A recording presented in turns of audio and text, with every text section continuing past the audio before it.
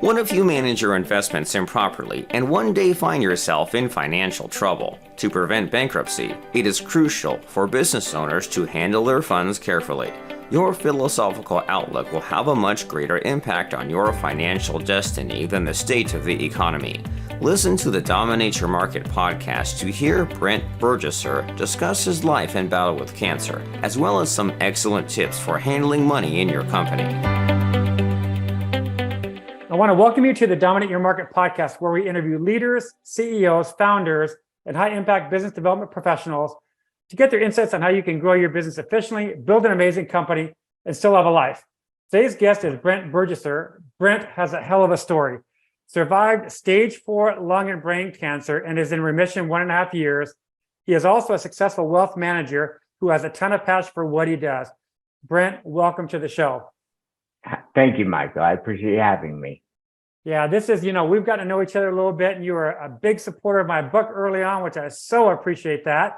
And your story is incredible. So what I want you to do for our listeners is tell us a bit about your backstory, before that even, right? Like just Sure, yeah. Where'd you come from? What's your background? I came from middle upper income family in Carrollton, Texas, which is near Dallas, and went to a college preparatory school for 12 years.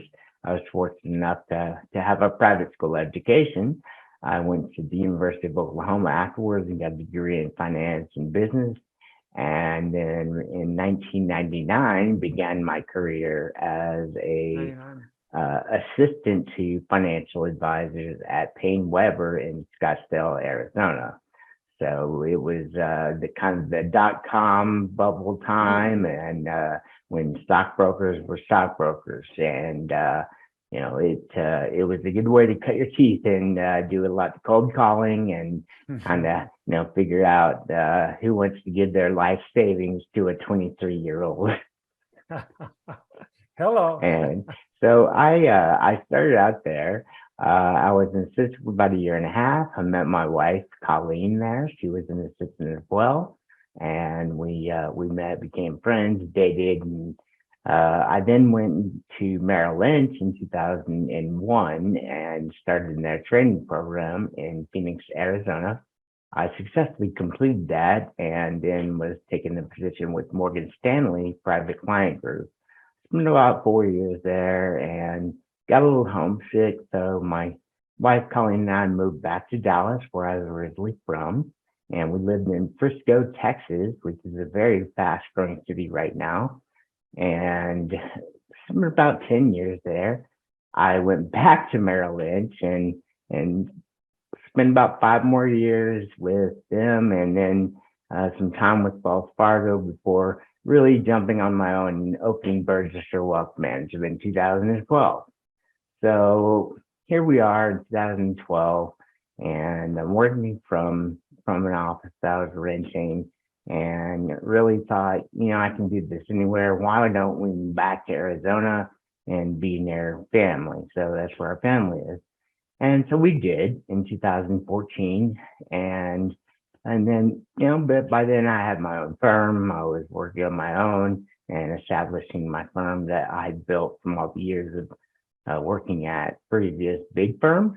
And so I put that all into one package and started doing my own thing. And, that led to bigger and bigger opportunities. And I started really getting into CrossFit.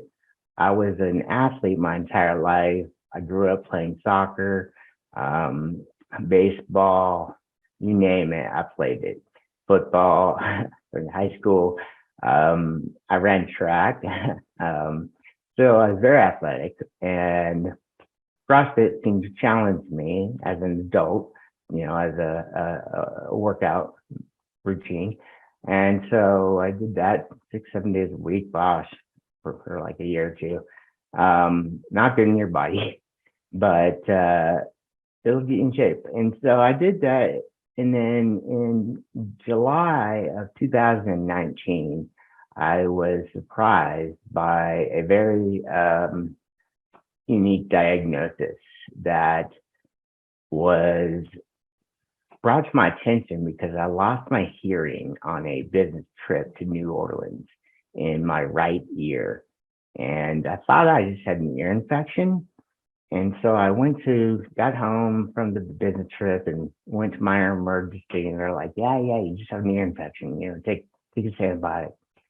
So I did, and didn't get any better. And so I had a friend that had an ENT, or ear, nose, and throat doctor that was in Dallas, where I was at the time, and said, you really should go see him. So I did.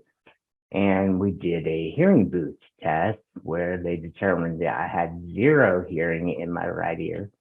And so they thought that was unusual, and as I did as well. They asked me, hey, would you be able to get an MRI done right now downstairs? And I said, sure. The very next day, that same ENT called me back and said, Brent, you need to come in and see my neurosurgeon that I work with. And we found 3 lesions in your brain. And so I didn't think much of it. I just thought, okay, that's weird. I guess I'll go see his friend.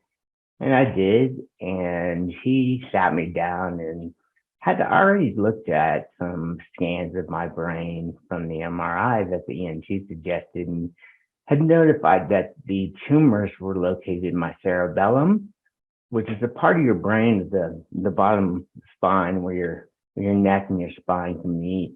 And it was sitting on top of what's called your cranial nerve. So it was inoperable. So at that point in time, I had a neurosurgeon tell me that, Brent, you have 3 tumors in your brain, in your cerebellum, that are inoperable. And everything went silent at that point in time. I didn't really process it first. And he then said, you need to check yourself into the hospital because I don't think it came from your brain. I think it came from somewhere else. I said, okay, no problem, doc. How's next week? He's like, no, Brent, like right now. I said, well, I need to go home and get some clothes. And he said, no, Brent, you're not going home. You're going into the hospital right now.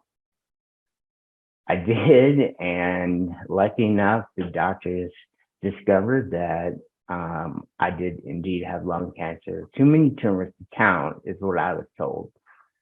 On both lungs, and that had metastasized to my brain. So at that point in time, it's already stage 4, late game notification here, and they had pretty much started me on a very high dose of chemotherapy and some radiation. But in 2021, April of 2021 to be specific, I underwent a stem cell transplant that saved my life. Wow. So I spent about a year in the hospital getting chemotherapy, a month of radiation, harvesting my own stem cells and reinserting them in a transplant format a year later. Through all of this, finally saved my life, and the cancer reacted and went away. And I'm glad to say I've been in remission 1.5 years. And my life is thriving because I have a completely different view on life now. Yeah, we're gonna talk about that. But you know what's interesting? I didn't know about the stem cells. And Tony Robbins, I don't know if you follow him at all, right? Yeah, but yes. he did a big health book, and a big chunk of that health book recently, like it's like 700. Tony Robbins, he goes big. It's like 700 pages, and he was like chapters on stem cells. And he was like, it's, in the US, it's sort of still not, real popular. And a lot of the doctors are, all the kind of controversial stuff. I don't want to get into it. I don't get into political stuff, but that's interesting. You did that and it saved your life. Yeah. Now that just ratchets up stem cells, because I've got a knee that's bone on bone, like truly, literally. It's nothing like your situation. Let's be clear, but I've dealt with it for a long, long time. And it's on a 1 to 10, it's about a 9 every day. It's a 9. Well, ironically, I had meniscus surgery on my left knee. And at that time, that was about 2016.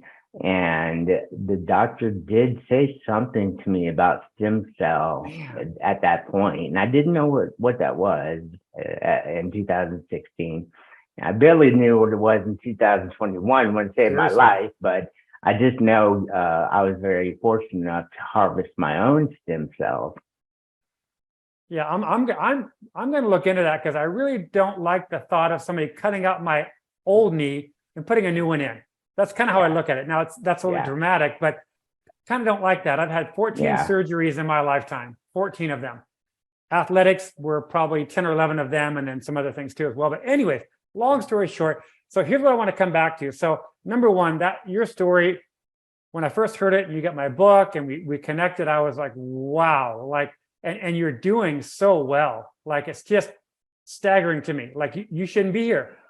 No, I'm very much a miracle walking, and I am, by having conversation with you after that a couple of months ago, I really had to took a view of my life differently as a CEO, and really taking responsibility as the man of my household.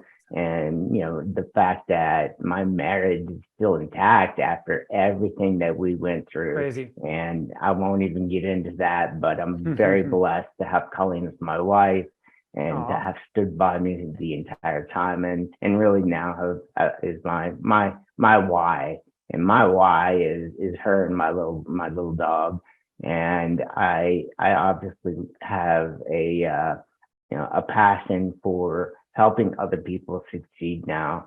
I like to see, prior to me undergoing that, it was very much a competitive environment that I was in within Merrill Lynch and whatnot, and kind of, how much you spend on your suit, what kind of watch you have, what kind of car you drove, and today I really don't care about any of those things.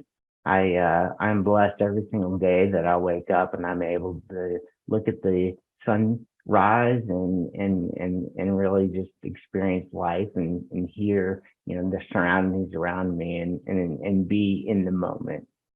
Yeah, I was very guilty of living not in the moment. Oh, I think a lot of us are. I think anybody that's hit a little bit of success, even a little bit, has gone through that sort of material thing. I no doubt I did. And I came out the other side going, what do I got now? Right? Because a lot of things, let's say a car. Well, that's the worst thing to plow money into, right? Because it depreciates massively. So now I'm to a point in my life, 4 years divorced, where I want to start traveling. I've been nowhere in my life, traveling wise, right? So that's a whole nother, so that's my goal. God willing, health is good and everything's great.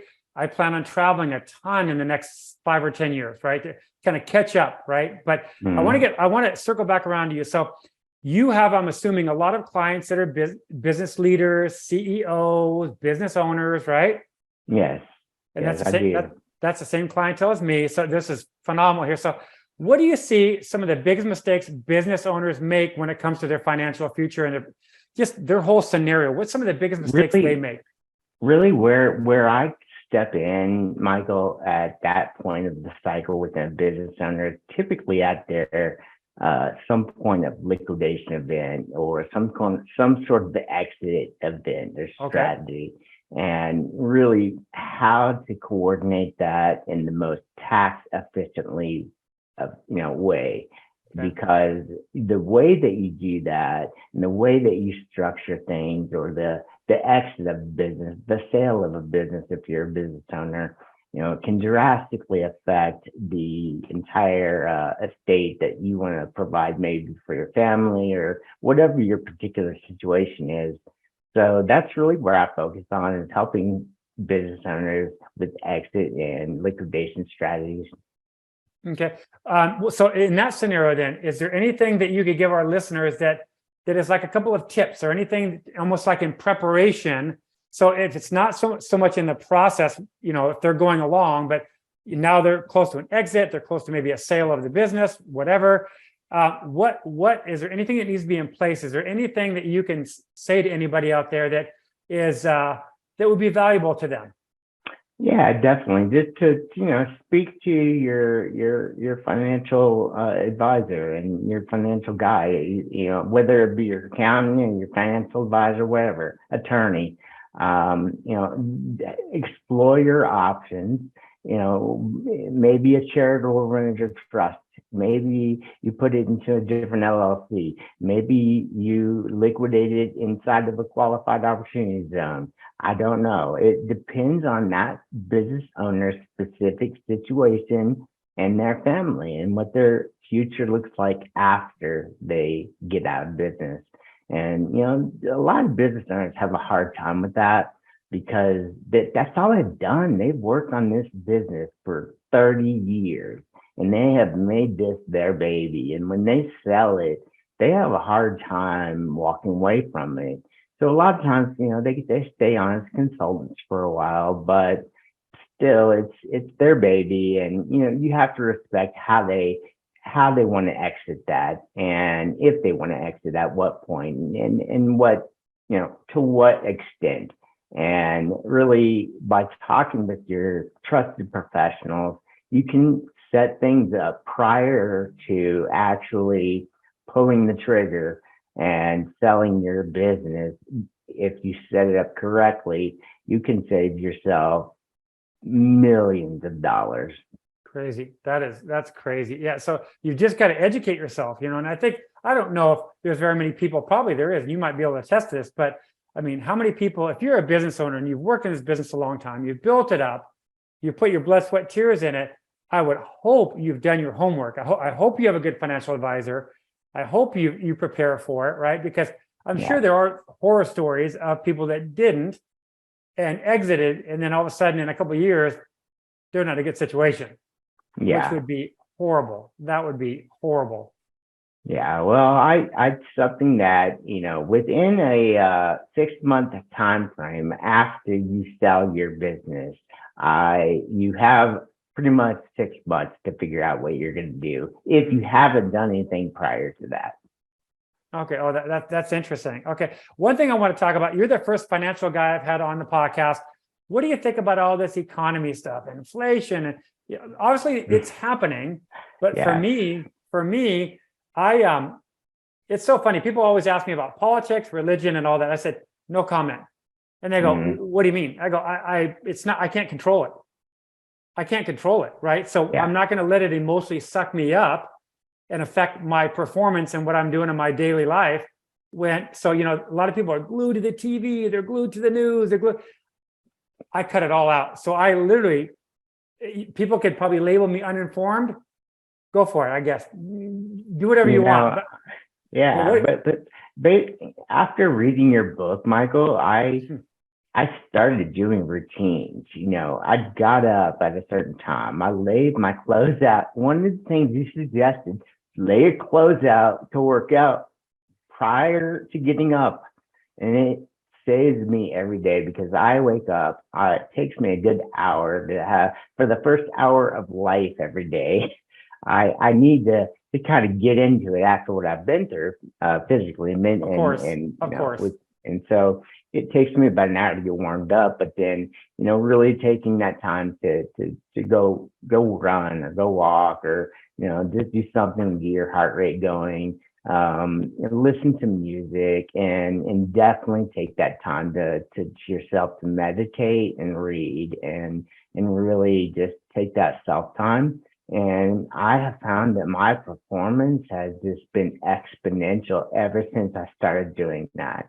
And the way that I think, and the way that I think about how I view my business and how I want to be, what do I want to look like? If somebody were to look at me and say, Burgesser Wealth Management, Brent Burgesser, the CEO, I want to see what he looks like. I want to watch him. If he had a hidden camera on me, what do I do? And I want to be that responsible CEO that is in charge of millions of dollars because I am, but would like to make millions of dollars as everybody. So really just, establishing that routine and really becoming, more focused on the things that you have to embed into your practice every day until they become a habit, like laying out your clothes to go work out in the morning before you go to bed. No, that's for anybody listening. If you have not read my book Dominate Your Market, like Brent has, one of the tips I put in there is a lot of people make excuses to not exercise, right? And that's why our country is truly fatter than we've ever been. Obesity is exponential, right? So, and that's very disheartening. But we're in control of our own life, and I talk about that through the whole entire book. So that tip you're talking about is this. So the listeners, here's your tip. Take your running shoes, your shorts, and your t-shirt and put it at the side of your bed. So when you literally swing your legs out of your frickin' bed, they land on top of those shoes. And let me tell you, if that happens, if that act right there happens, and you still don't exercise, I don't know what to tell you. I really don't know what to tell you, because that literally is almost a foolproof method to be like, okay, oh my God, like I can't make excuse to oh, my clothes aren't clean. Oh, my shoes are downstairs. Oh, my shirt is here. You have put it under your feet. So that's the tip in the book, by the way. So I'm glad that you took that and you're doing that. That's awesome. I am that, and I don't have it with me anymore, but I drank my shake already today, my protein shake. Yes. So I try to have at least one protein shake a day. That's one of the things that, thank God. I just had a blood test a couple of weeks ago. Everything looked great. Oh, man. Wow. Red meat's a little low. Red blood cells are a little low, so I need to eat more steak. Okay. So that's not too bad, though. That's all right. Yeah, I'll settle for that, Yeah. So let's go back to that. So what are your thoughts on the economy with, a lot of crazy stuff happening out there? What are your thoughts? I mean, right now it's just insane. I mean, you've got, I've been doing this, like I said, half of my life. I'm 46. I've been doing 23 years. So this is the only year I can say that. And this environment I've seen before, but it won't last forever. It's just difficult to navigate during, where stocks are going down, bonds are going down, costs of things are going up, inflation's going up, interest rates have gone up significantly. The 10-year treasury rate has risen from around 3% to over 4.2% in a matter of 6 months. So that, where we're seeing the Fed really stimulate the economy by raising interest rates, not stimulate, slow the economy by raising interest rates. I think that the inflation numbers that are coming in within here and the end of the year will dictate what we do going into 2023. And I think that the fact that the government isn't pumping stimulus into the economy as much anymore in the way of, checks and interest rates, it's time for a lot of people to pay a piper, unfortunately. But it's time for those who didn't want to work, who were not working. Maybe they have to work now, but the ones who never stopped working, like myself, I just took that time to try and get market share where others didn't want to take it. And so, I think that it's an advantage for people who are in inflationary environments to be in something that, goes along with inflation. I always tell my investors, you want to invest in things that go up with inflation in these times. And what kinds of things are those?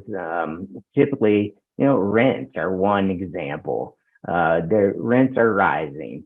Costs of everything else, I think, will cool off and are starting to cool off. Gas is starting to cool off. Oil is.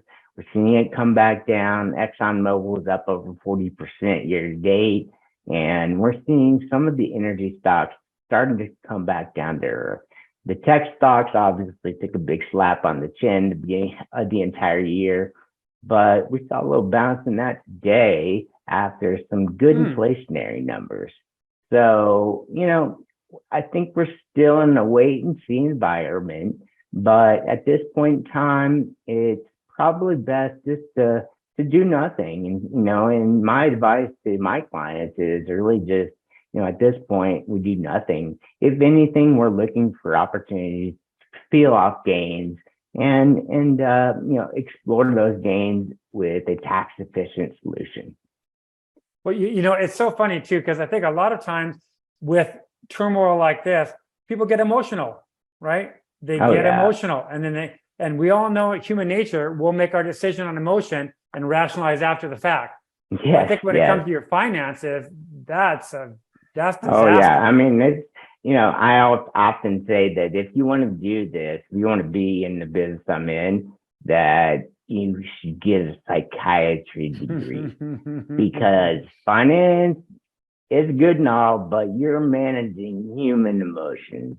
Right. And that's the hardest thing about this job. And so, I tell all my clients when they come aboard, I'll say, we're going to have fun. You're going to like me. You're going to like me a lot when the market's going up. When the market's going up, you're going to make a lot of money. And you're really going to like me. But when the market goes down, you're going to love me. You're going to really love me, because when the market goes down, I make sure you don't go with it. Right now is really just kind of hold tight and see ways in the attitude environment right now. There's really not a hasty position that you want to take or anything like that. And then I think that if you are new to stocks and new to investing in your 401k, is if you're worried about your 401k and it's going down and you're, there are things that you can do that by reallocating and by, investing in dollar cost averaging, different methods of investing, there are ways to be successful in the long run. And that's what investing is being successful in the long run of things. Yeah, that makes sense. I want to start winding down, and what I want to kind of go back to is kind of your scare and sort of like how you're looking at life now and how people should kind of like, I think all of us take our health for granted, right?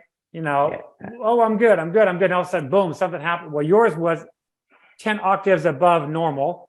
So that was horrible. And what you went through, I can't even imagine. And your wife, same thing, right? I can't even imagine. But what would you say to people that now that you're still here, and I know some of the, what's that called? The cliche things that you could possibly say. So I don't know what you're going to say, but what would you say to people now? It was a very difficult, challenging time for both of us, for sure. And the surgeons I had were amazing. The team I had was amazing. The fact that I really just had to, at that point, you're faced with the decision. You either dig in and you fight, or you don't. You go home. And my choice wasn't going home. It was going home, but it wasn't home. I love it. And it was either fight or die. And I chose to fight because I had too much to live for.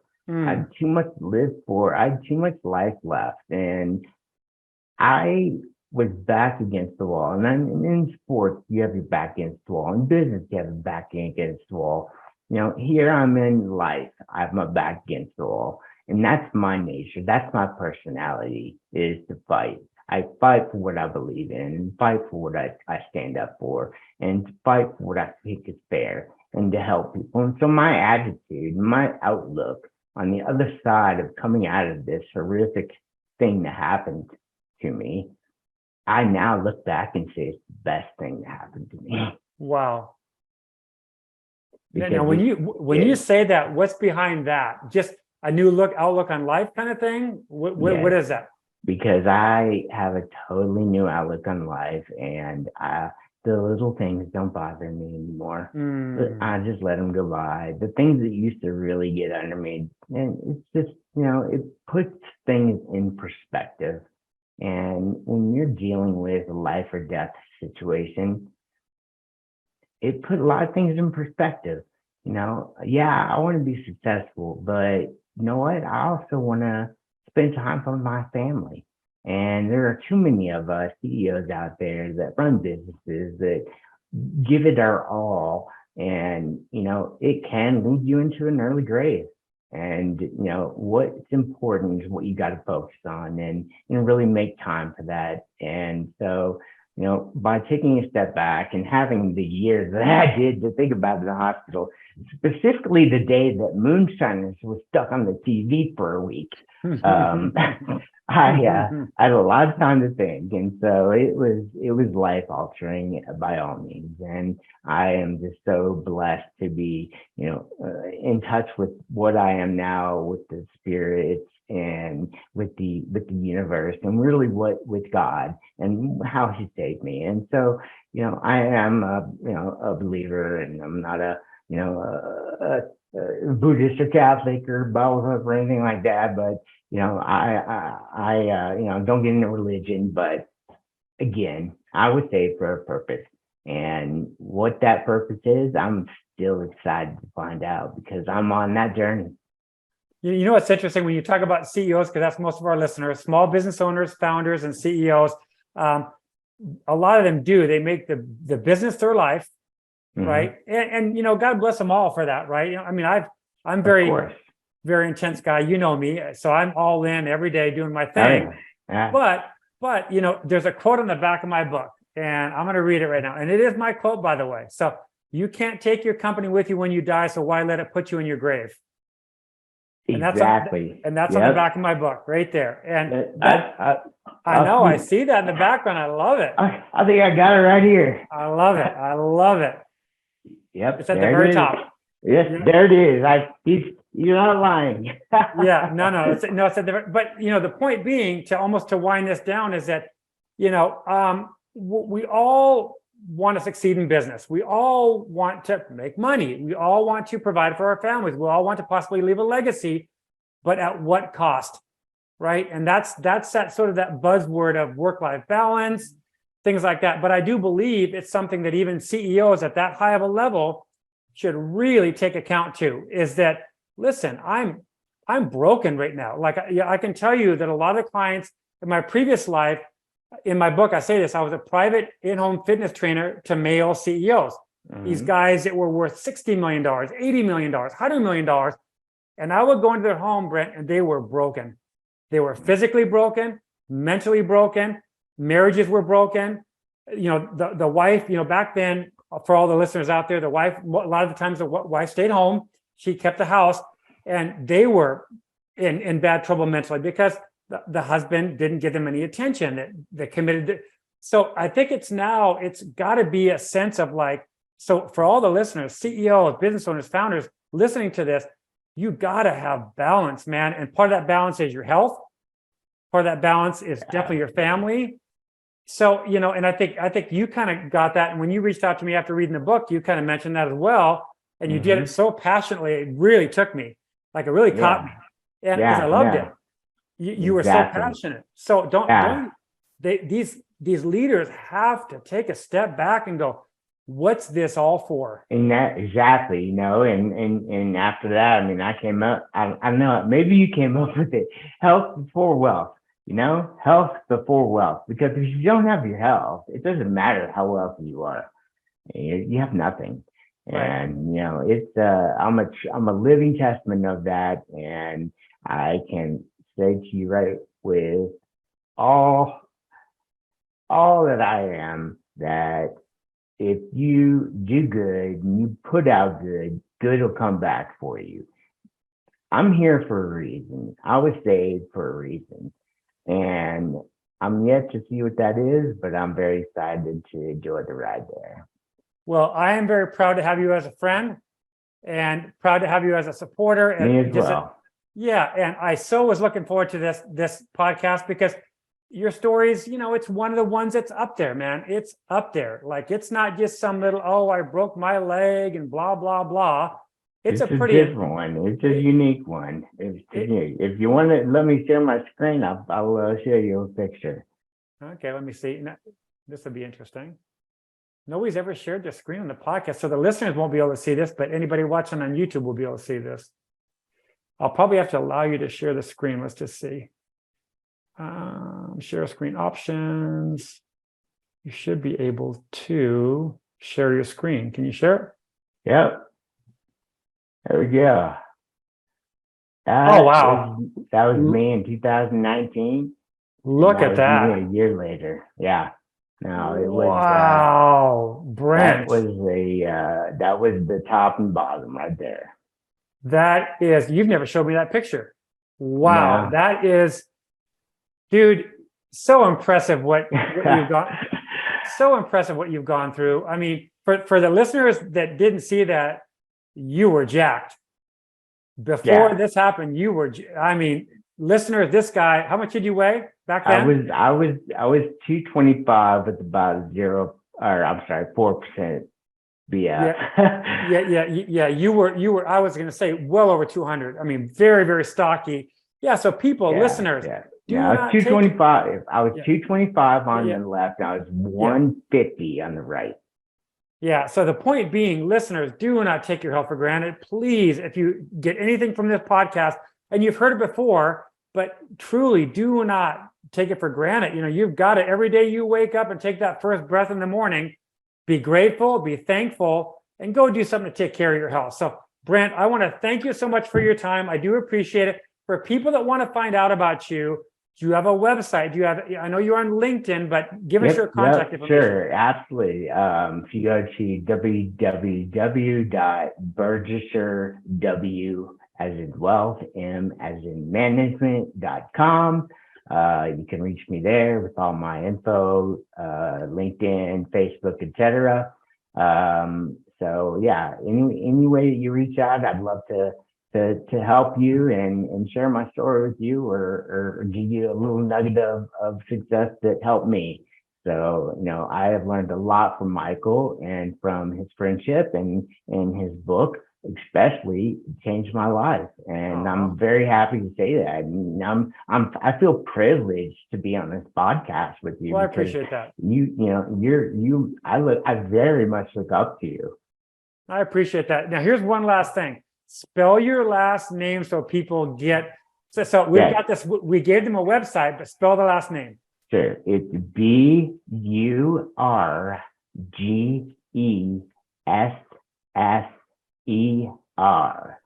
So www.BurgesserWM.com. Boom.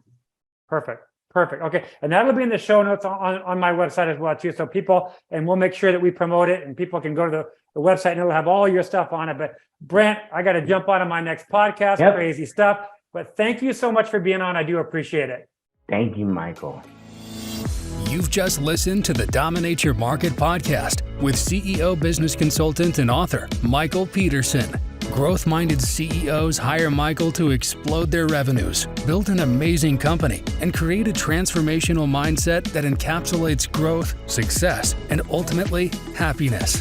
His book, Dominate Your Market, is creating quite a stir in the marketplace. Go to dominateyourmarketbook.com and get your first chapter free.